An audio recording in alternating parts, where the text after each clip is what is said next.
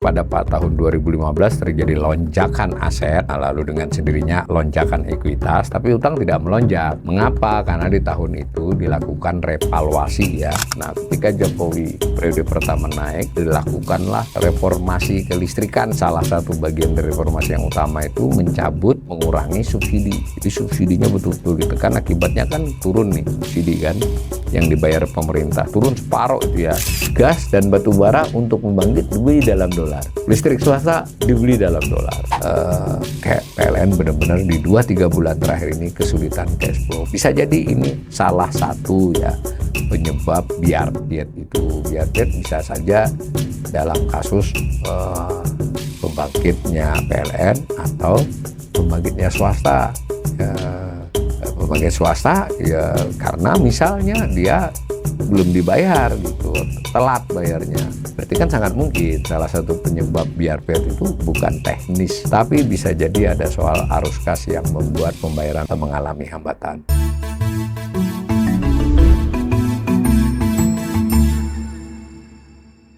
Salam cerdas, komoditas pembelajar yang saya hormati, berjumpa kembali dengan saya di kanal Awali Rizki dalam sesi assessment ekonomi.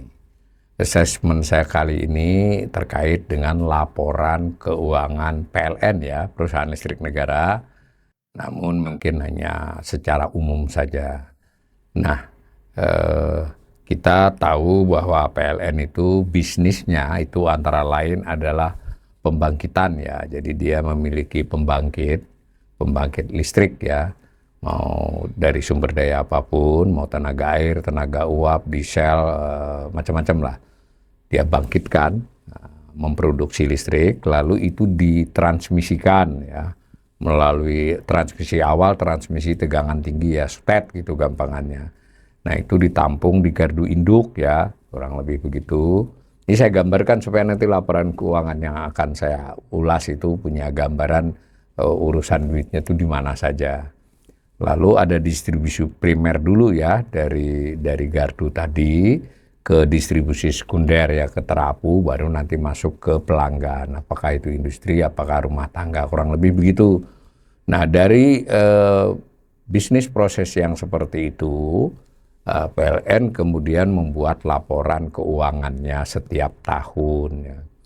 Nah itu ada sebagaimana perusahaan biasa, biarpun dia BUMN, itu ada neraca. Kalau neraca itu berarti aset, kemudian likuiditas atau utang, kemudian modal ya. Penjumlahan likuiditas dengan modal itu adalah aset. Nah ini saya kutipkan dari laporan tahunan ya, laporan tahunannya PLN. Ada saya capture, itu di sini disajikan PLN itu di tahun 2025 memiliki aset 1.837,41 triliun, sementara liabilitas atau utangnya 773,20 triliun, lalu modalnya 1.064,21 triliun.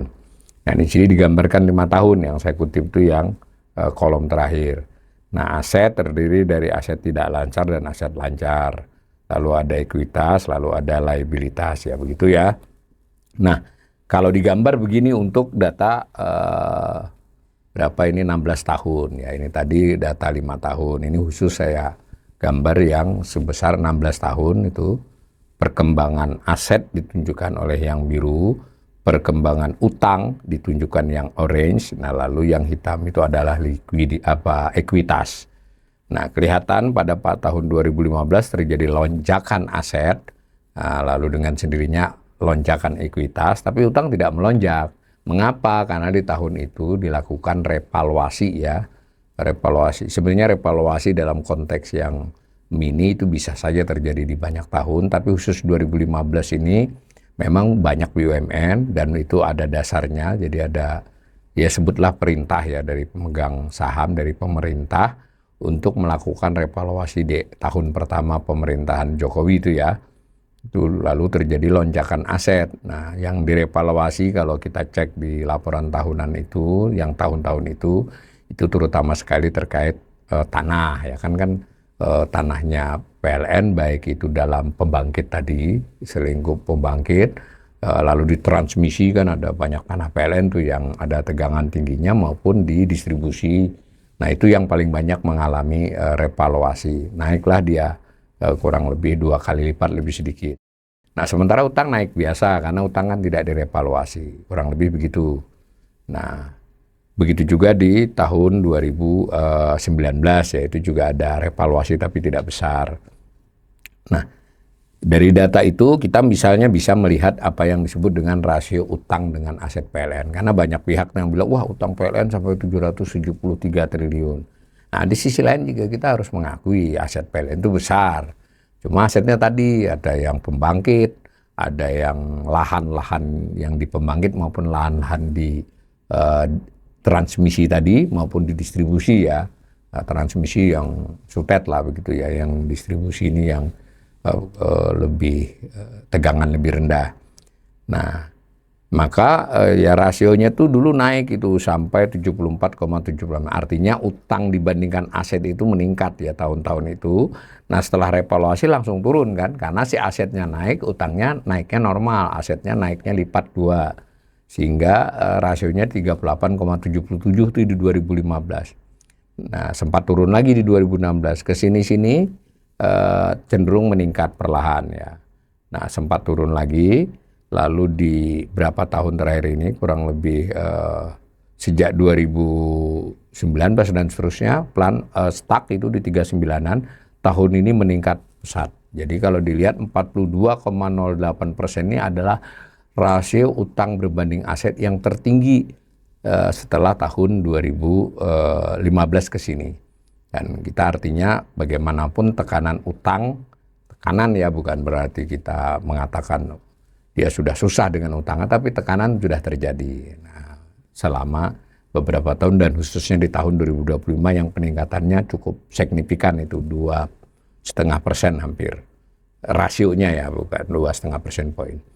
Nah, kalau kita mau melihat lebih rinci tentang laporan keuangan, tentu kita harus lihat di laporan keuangannya ya. Kalau tadi kan laporan tahunan. Laporan tahunan itu ya ada data laporan keuangan, tapi biasanya sudah diringkes.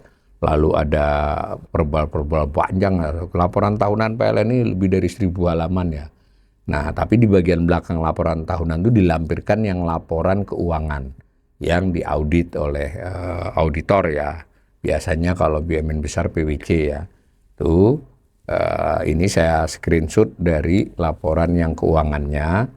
Nah, tetapi saya hanya ambil 2025, kalau penyajiannya itu 25 dengan 24. Ini saya potong hanya untuk keperluan literasi saja. Tadi yang aset tadi dirinci itu aset tidak lancar dengan aset lancar ya, dijumlahkan. Sama dengan angka yang di depan tadi. Saya kasih tanda biru karena mau saya ulas. Itu kas dan setara kas. Jadi dari aset yang dimiliki PLN ya ada aset tidak lancarnya yang besar kan, itu lihat 1.612 triliun. Aset tetap itu yang paling gede 1.521 triliun. 1.521 triliun ya. Ya tadi ada pembangkit, ada lahannya, ada mesinnya, mesin pembangkitnya kan. Ada tiang listriknya, tiang sutet, tiang tegangan tinggi, tiang tegangan biasa, dan seterusnya ya. Properti investasi tidak besar, yang besar adalah aset tetapnya. Nah, sementara aset lancarnya ya kas dan setara kas. Lalu ada rekening di bank, ada piutang kepada pihak kan, piutang usaha kan wajar ya namanya bisnis, dan seterusnya. Tapi saya nanti mau menggarisbawahi satu aset kas dan setara kas. Itu kan menunjukkan cash flow ya, kemampuan kas untuk memenuhi kewajiban operasional dari hari ke hari, minggu ke minggu, minimal bulan ya, sekurang-kurangnya. Nah lalu ada piutang dari pemerintah. Kalau nomor ini nomor di CAL kayak catatan atas laporan keuangan. Jadi kalau pemirsa saya ini ingin mengetahui lebih rinci, nanti diunduh dulu laporan keuangan atau laporan tahunan, karena di laporan tahunan itu di bagian belakang ada laporan keuangan. Nah nanti yang catatan-catatan ini kan gambar di bagian-bagian depan dari laporan keuangan. Nanti nomor ini adalah nomor penjelasan di bagian bawah-bawahnya. Nah saya tertarik, menurut saya bisa di-assessment soal kas dan setara kas. Berarti benar-benar duit ya, atau sekurang-kurangnya yang gampang diduitkan seketika. Kan nggak mungkin tiang listrik aset lancar kan.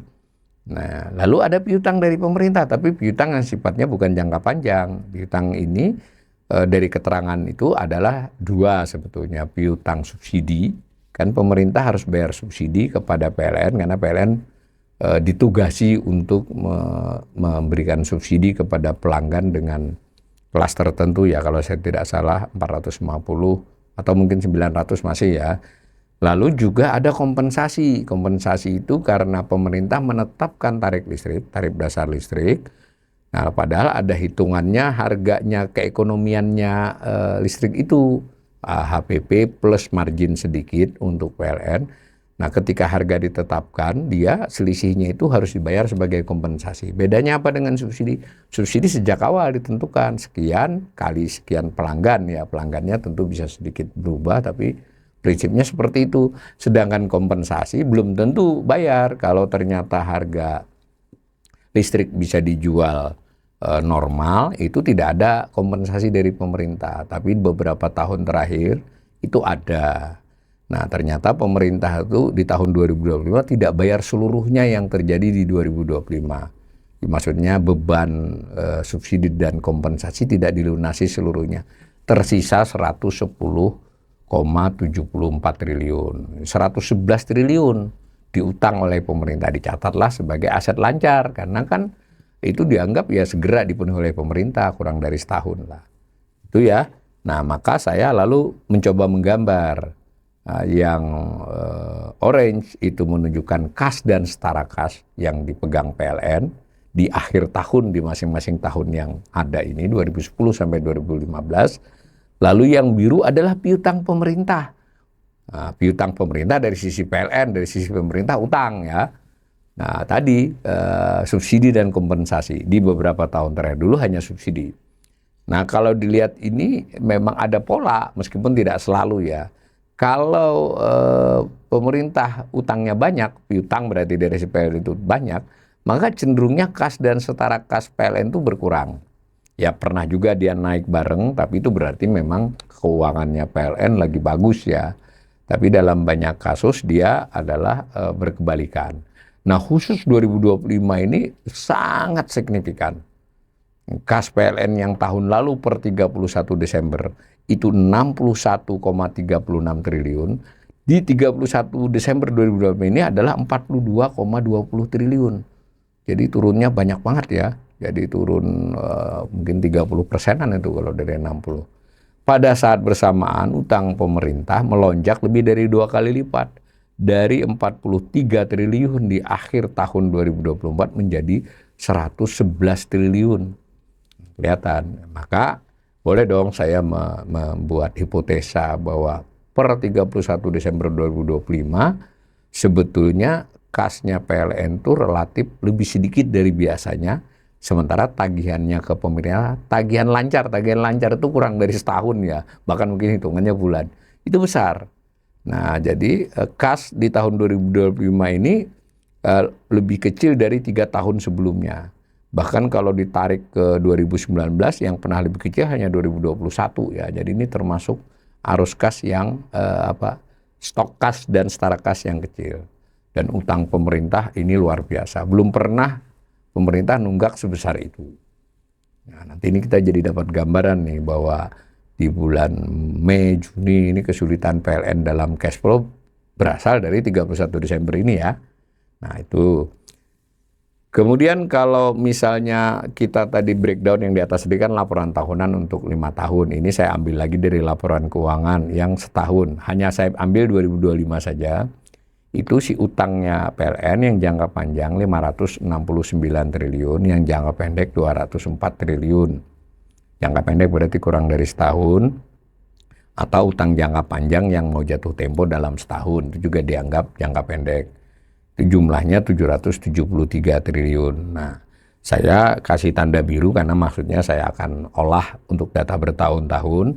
Utang yang jangka panjang itu ada utang bank ya.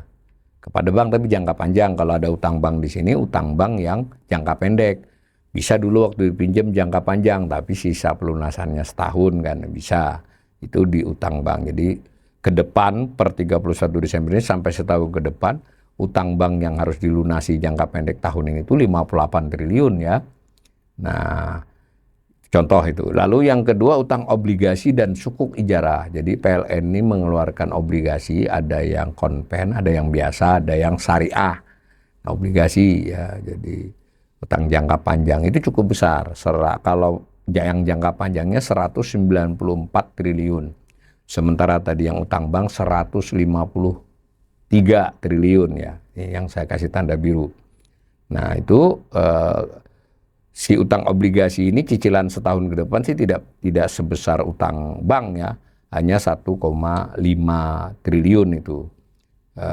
Jadi 1,5 triliun, sementara utang bank 58 triliun. Ini juga bisa dibaca begini, utang bank itu sepertiga dari 100, bukan sepertiga, seperempat jadinya. Kalau ditotalkan dia jadi 200-an itu utang bank itu seperempatnya adalah utang jangka pendek, cash flow setahun. Nah, kembali tadi kas setara kas. Kalau kas setara kasnya besar, tentu kebutuhan untuk utang jangka pendeknya lebih sedikit. Tapi di sisi lain juga utang di jangka pendek ini bisa saja utang jangka panjang yang jatuh tempo setahun yang berjalan ini. Nah, jadi si obligasi ini ya relatif jangka panjang tuh 25-30 tahun kalau saya tidak salah. Maka dia terbagi ya. Tetapi kita perlu tahu juga utang obligasinya dan sukuknya PLN ini cukup besar yang berdenominasi dolar. Ini dirupiahkan dinyatakannya. Dolar ya, banyak yang begitu. Lalu ada juga ya utang listrik swasta. Jadi 3 lah yang saya kita ini. Utang listrik swasta itu tadi di bisnis PLN, tadi PLN punya pembangkit.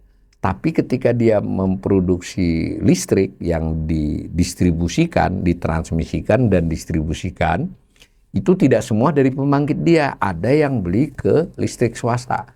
Dahulunya modelnya hanya sewa, tapi selama 10 tahun terakhir ini, itu ada yang beli dan banyak. Jadi beli, jumlah pembangkit listrik swasta itu hanya sekitar 335-an. Sementara pembangkit listrik PLN itu 1.500-an. Tetapi di 1.500-an ada yang kecil-kecil, banyak. Sementara yang swasta ini hampir seluruhnya besar kalau yang dibeli ini, kecuali yang disewa ada yang kecil. Nah, maka ke listrik swasta ini ada utang ya. Nah, utangnya ada sih yang jangka panjang, mungkin kan memang segitu 4,2, tapi yang jangka pendeknya 1,5 ya, triliun ya, yang bergulir itu 3 itu. Nah, kalau digambar seperti ini. Nah, yang gampang dulu, yang hitam itu utang listrik swasta ya memang stabil di situ. Bahkan di 2025 utang jangka panjang listrik swasta itu sudah kecil itu. Yang jangka pendeknya harusnya saya gambar juga ya. Karena mungkin yang utang listrik swasta jangka panjang itu kan terkait bukan pembelian rutin ya, tapi memang di awal-awal gitu kemudian dibuat catatan. Nah, yang menarik adalah pola yang utang obligasi dengan utang bank. Utang obligasi relatif stabil, bahkan bisa jadi nilainya itu lebih karena ada perubahan kurs untuk yang denominasi non-rupiah ya. Nah, bisa juga kalau dilihat angka yang stabil itu ada yang dilunasi, tapi ada juga penerbitan baru. Tapi sejauh yang saya tahu, utang obligasi dan sukuk ijarah PLN ini memang relatif stabil selama berapa tahun, 5-6 tahun terakhir ini. Perubahan nilai lebih karena sudah dicicil atau ada perubahan kurs ya. Nah, kalau kita perhatikan utang obligasi ini kan terjadi mulai 2017, 18, 19, 20, setelah itu stabil. Nah, ini bisa saja juga kita perlu informasi bahwa sempat ada wiper istilahnya, jaminan. Sempat kesulitan juga PLN mau cari nerbitin obligasi, kurang laku, terutama ketika mengincar pembeli obligasi dari asing ya. Itu mereka minta jaminan, jadi sempat dijamin oleh pemerintah. Masih itu berlaku, sebagian obligasi PLN ini ada jaminan dari pemerintah. Ya, wajar sih karena dia ada penugasannya. Tapi ini penting kita ketahui bahwa kalau PLN gagal bayar, itu juga ada kaitannya dengan fiskal nantinya.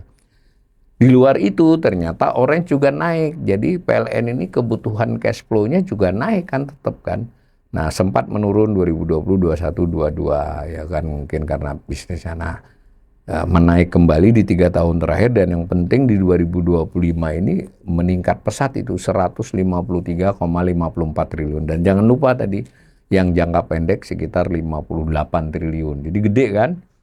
Nah kalau dijumlahkan, sementara yang obligasi dijumlahkan dengan yang jatuh tempo setahun lebih gede utang bank. Maka padahal di sininya kan jauh nih. Kira-kira bahwa PLN ini harus mengatur cash flow-nya di beberapa tahun terakhir ini nyata ya. Tadi kan di atas tadi memang utang pemerintah itu berarti piutang dari sisi PLN memang di 2 tahun terakhir ini meningkat sejak kompensasi dihitung ya, karena memang pemerintah harus menahan harga TDL, bukan subsidi ya, lain ya. Jadi tarif listrik tidak dinaikkan, akibatnya pemerintah harus mengkompensasi ke PLN. Tapi mengkompensasi ke PLN tidak langsung bisa dibayar tunai seluruhnya, PLN butuh cash flow. Sehingga utang bank dia juga meningkat, obligasinya sih stabil. Nah, mulai ya kita dapat gambaran bahwa PLN ini tidak mudah ya. Jadi dia dapat penugasan, bukan penugasan ya. Ya memang itu hanya dia satu-satunya yang, jadi hanya PLN yang berhak transmisikan dan mendistribusikan listrik. Tapi pembangkit ada swasta gitu ya. Nah, semuanya ini menimbulkan ya pendapatan sekaligus beban. Nah, pendapatan dan beban itu ya menimbulkan urusan arus kas. Nah, kalau dilihat begini, arus kas PLN memang tertekan di 2-3 tahun terakhir, terutama sekali di tahun 2025.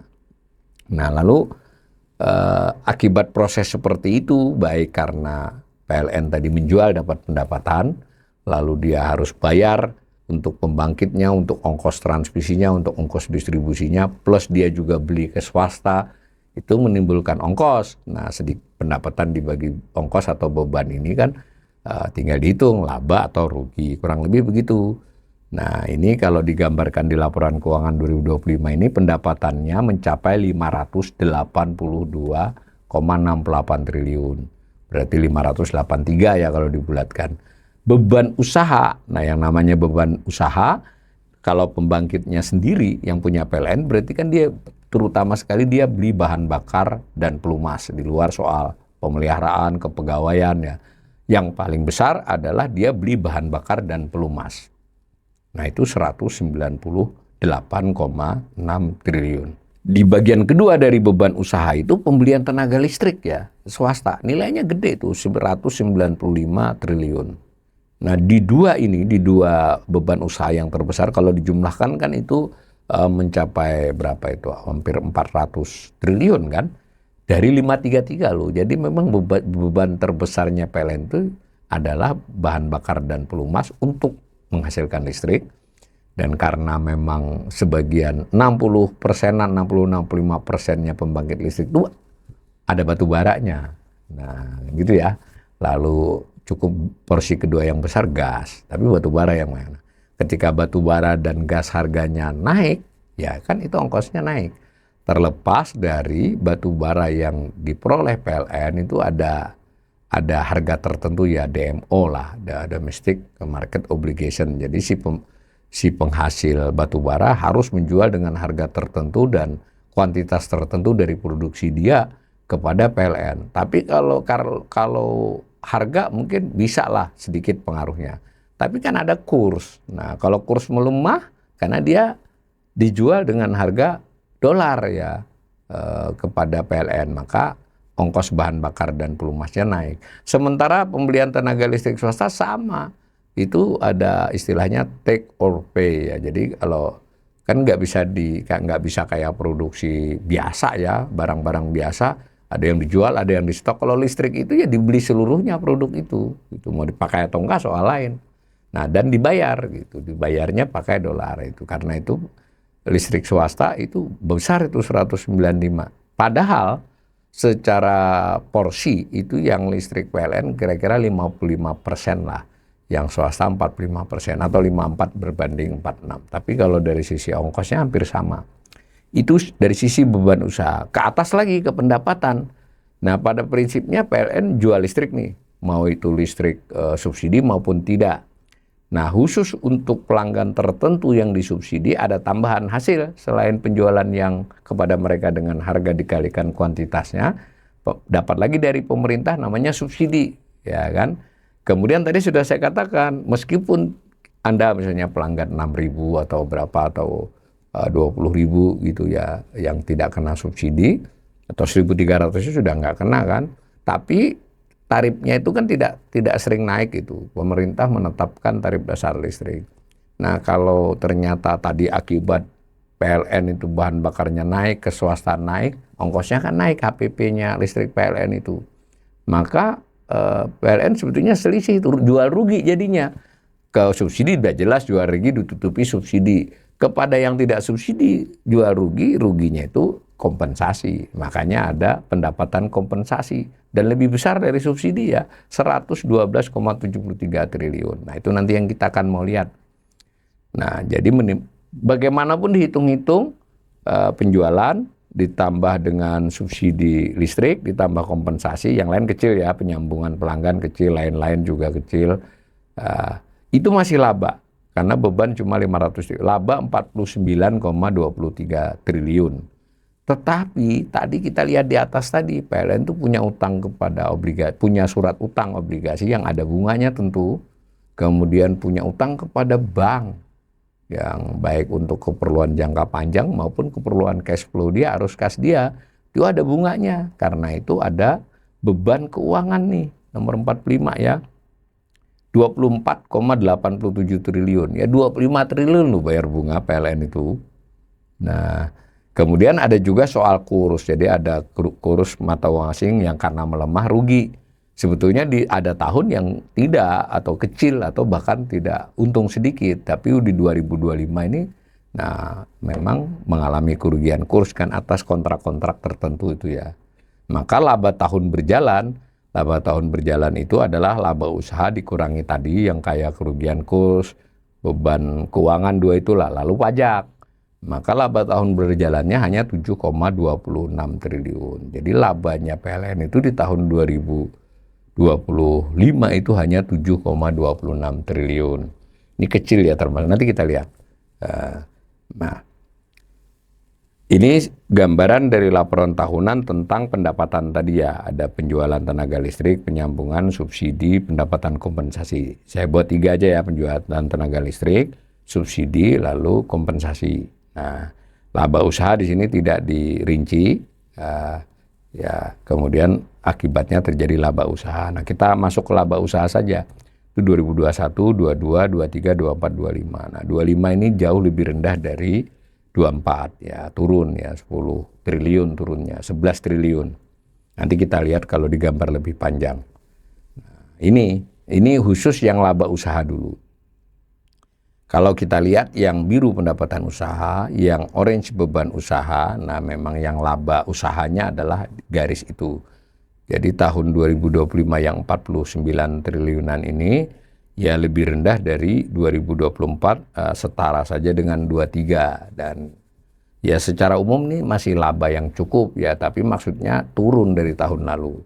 Nah, itu trennya. Lalu di pendapatan tadi kan ada pendapatan dan kompensasi. Kita pengen tahu nih pendapatan dan kompensasi yang dibayar oleh pemerintah itu buat keuangan PLN seperti apa. Nah dulu sebelum 2018 tidak ada kompensasi ya. Mungkin ada pengeluaran. Jadi memang nggak ada. Kompensasi dikenal untuk kasus catatan keuangan PLN ini mulai 2018 yang orange itu. Nah dari dulu subsidi. Nah subsidi itu puncaknya 2012-2014. Nah ketika Jokowi periode pertama naik, dilakukanlah reformasi kelistrikan ya, kurang lebih begitu. Salah satu bagian dari reformasi yang utama itu mencabut, mengurangi subsidi. Jadi subsidinya betul-betul ditekan, akibatnya kan turun nih subsidi kan yang dibayar pemerintah. Turun separuh itu ya, dari kurang lebih 100 ya, 99 itu kita bayarnya sekitar 55 itu. Nah, secara persentase dari pendapatan usaha tadi total, pendapatan dari subsidi itu tinggal 20,65, sempat mencapai 44% ya di tahun-tahun 2011-2012. Jadi ini di sisi PLN memang mengurangi pendapatan subsidi, tapi jangan lupa PLN tidak dirugikan dalam konteks ini ya. Karena kan di pendapatan penjualannya tadi naik kalau seandainya kita gambar, karena kan dibayar betul oleh si konsumen, oleh pelanggan. Nah, yang bagiannya pemerintah bayar yang berkurang. Jadi ini bukan mengurangi pendapatan PLN, membuat pelanggan harus bayar lebih banyak karena subsidinya dihapus. Nah, itu berlangsung 2015, 16, 17, bahkan ada beberapa reformasi. Awalnya juga listrik swasta juga dimulai itu juga membantu pemerintah ya, artinya subsidi makin berani dikurangi karena waktu itu ya penjualan listrik swasta ke PLN itu menguntungkan lah karena dari sisi hitungan-hitungan. Nah ternyata ke sini perkembangan harga batu bara, harga gas, kemudian nilai kurs jangan lupa. Nah, nilai tukar rupiah yang terus melemah membuat pemerintah meskipun yang disubsidi hanya 450, saya tidak tahu ya mungkin dengan 900, tetapi yang di atasnya, pelanggan-pelanggan di atasnya mau tidak mau dikasih kompensasi karena pemerintah memaksa untuk tidak menaikkan tarif atau menaikkan dengan kenaikan yang rendah gitu. Akibatnya ada yang orange kompensasi. Nah kompensasi makin luas 22, 23, 24. Saya ulangi sebabnya antara lain karena TDL tidak dinaikkan, kemudian juga sebab lainnya adalah karena pelemahan nilai tukar rupiah yang membuat ketika dirupiahkan pemerintah harus menutupinya ya kekurangan harga itu. Nah kalau saya supaya fair ini saya jumlahkan ya, maka porsi sekarang di 2025 ini 34,36%. Jadi subsidi tambah kompensasi terhadap total pendapatan usaha. Jadi persis setara dengan sebelum ada reformasi ya. Di tahun 2014 itu 33,92. Anggap aja sama lah dengan 34. Jadi dari sisi fiskal memang ini masalah ya. Dan kompensasinya mencapai 112. Tapi saya ingatkan tadi bahwa tidak seluruhnya dibayar oleh pemerintah seketika di 2025. Ini kan catatan pendapatan. Tapi diutang tentu jangka pendek ya, karena biasa pemerintah bayar 2 bulan, 3 bulan. Kalaupun bayar tiap bulan tidak menghabiskan seluruh tagihannya. Tadi kan 111 triliun loh tadi yang masih diutang. Kalau masuk akal kan kalau dijumlahkan 87 tambah 112 kan ini 200-an kan. Ya 200 triliun berarti baru dibayar sekitar 90 kan kalau berdasarkan ini. Tentu nanti kita cek juga di laporan keuangan pemerintah pusat. Ini problem di PLN. Nah, PLN dengan begitu saya ingatkan di depan tadi terpaksa utang gitu. Apalagi ketika dia laba, kemudian dulu harus dikasihkan ke pemerintah. Jadi kan menurut catatan bukunya dia laba 2024. 24 ini laba ya biar keadaannya begini.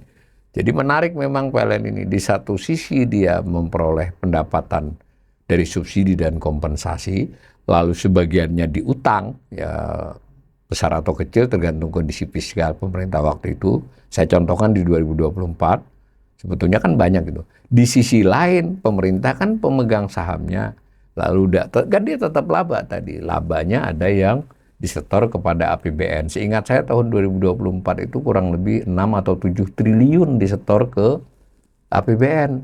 Nah kalau 2025 ini saya belum tahu nih, dan diumumkan PLN tetap laba tahu tadi, bagaimanapun biar turun nilainya tapi laba. Kalau ternyata dia harus setor kepada pemegang saham, sekarang setornya kepada Danantara, itu kita belum dapat info.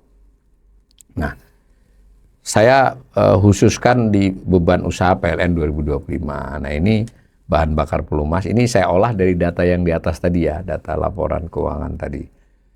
Itu 198,61 triliun. Beli tenaga listrik 36,59. Secara persentasi kan selisih sedikit. Ada sewa, ada pemeliharaan, ada kepegawaian, ada penyusutan aset tetap, ada penyusutan hak guna lain-lain. Tapi tidak termasuk beban bunga utang loh ya, karena ini masih beban usaha. Jadi pendapatan usaha dikurangi beban usaha, dapatnya laba usaha. Jadi di beban usaha belum ada beban keuangan bunga yang tadi kita itu nanti kalau mau cari laba tahun berjalan atau bisa juga disebut laba bersih, itu laba tahun berjalan, laba operasional dikurangi dengan terutama sekali oleh beban keuangan. Ya seandainya pendapatan keuangannya dinambahi, baru pajak, nah itu nanti baru dapat laba tahun berjalan. Nah, ini saya dari yang dua ini, bahan bakar pelumas tenaga listrik, kita gambar nih untuk catatan 11 tahun. Nah, jadi kelihatan kan di listrik swasta yang orange itu. Kenapa tadi saya sudah katakan di depan 2016, 17, 18 ya itu bisa relatif pembelian tenaga listrik di swasta ini menguntungkan, ya kan? Makin ke sini bukan soal menguntungkan ya, maksudnya bebannya karena dia take or pay dalam dolar ya. Nah, sebagai gambaran yang dihasilkan listrik PLN itu 54%, yang swasta 46%, tapi dari sisi ongkos kan sama. Berarti kan tanda petik ya ini baru bahan bakar dan pelumas ya. Nah ini lebih mahal kan jadinya dari swasta itu jatuhnya gitu. Sebagai ongkos HPP, harga pokok produksinya PLN. Tapi kita juga harus fair, itu terjadi antara lain karena terutama sekali karena pelemahan kurs rupiah, karena dia take or pay dolar. Kalau harga batu bara mungkin ada formulanya ya. Nah, yang di biru ikut naik ya karena dia harus beli batu bara dengan harga dolar. Gas juga dengan harga dua yang gede, batu bara dengan gas. Ini menarik juga ya. Padahal batu bara kita punya BUMN yang lain kan, asahan ya.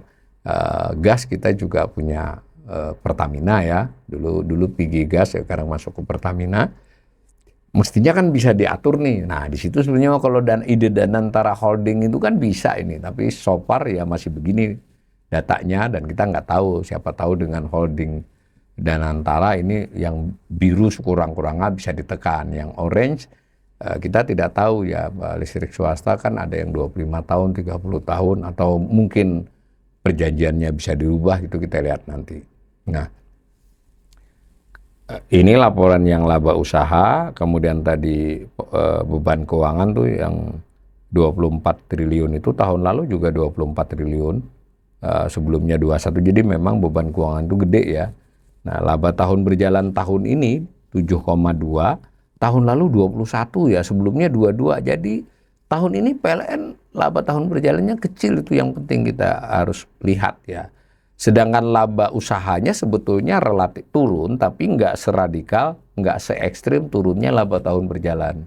Mengapa? Karena tadi antara lain adalah beban keuangan yang besar, tapi memang ada juga aspek lain-lain ya. Tapi prinsipnya ini kenyataannya kalau pajak kan kurang lebih sama. Nah, kalau kita lihat di gambarnya seperti ini. Nah, yang meningkat ini beban keuangan yang orange, sedangkan keuntungan kerugian kurs kan naik turun tuh. Nah, ada yang tahun-tahun yang bagus kan, itu di tahun 2019, 2021. Nah, ini untuk menggambarkan tadi beban usaha saja. Jadi karena PLN ini punya utang jangka panjang yang cukup banyak di obligasi, baik syariah maupun konven, dan itu sudah masih posisi outstandingnya masih ada ya. Lalu utang ke bank. Jadi disinilah ya seninya. Kalau pemerintah menunda bayarnya lebih lama atau lebih banyak ke PLN, PLN mungkin kebutuhan berutangnya juga jadi lebih banyak. Kebutuhan berutang ke banknya lebih banyak, dia memberikan beban keuangan ya, 23, 24, 25 ini kan meningkat semua. Nah, di gambar ini kelihatan nih laba usaha yang biru. Nah, di 24 tuh sempat naik laba usaha, tapi laba tahun berjalannya antara lain karena beban keuangan yang besar tadi itu turun. Nah, apalagi 25 ini sama ya, baik laba usaha maupun laba tahun berjalan turun laba. Tadi sebagiannya sudah saya jelaskan, ada faktor kurs, ada faktor harga batu bara dan gas, meskipun harga batu bara dan gas ini kan di-pack ya formulanya. Kemudian harga di listrik swasta mungkin harganya juga di-pack, atau kalau ada perubahan ada formula yang tidak memberatkan, tapi nilai kurs kan tetap karena belinya dolar. Gas dan batu bara untuk membangkit dibeli dalam dolar. Listrik swasta dibeli dalam dolar. Ini kunci dari segala kunci saya kira. Nah, maka saya simpulkan secara sederhana, neraca PLN ini masih kelihatan oke ya, asetnya 1.837 triliun. Tapi jangan lupa di aset itu ada pembangkit, ada lahan pembangkit, ada transmisi, lahan transmisi, state lah ya, ada lahan distribusi, ada lahan gardu, dan seterusnya lah. Kabel untuk sederhananya. Tapi bagaimanapun, sekalipun utangnya besar 773, kalau dibandingkan aset masih rasionya hanya 42%. Nah, posisi piutang pemerintah tadi saya sudah jelaskan 110,74 triliun, terbesar selama ini. Sebetulnya 2024 juga sudah naik signifikan, naik lagi 2024 tadi kurang lebih 43 atau 44 triliun, sebelumnya hanya di 20-an. Nah, pada saat yang bersamaan kas dan setara kas, ya sebutlah duit kas itu ya, hanya 42 triliun. Ini lebih rendah dari 22, 23, dan 24. Artinya PLN ada tekanan kas sejak akhir tahun lalu. Nah, utang jangka panjang obligasi 194 triliun ini relatif landai ya.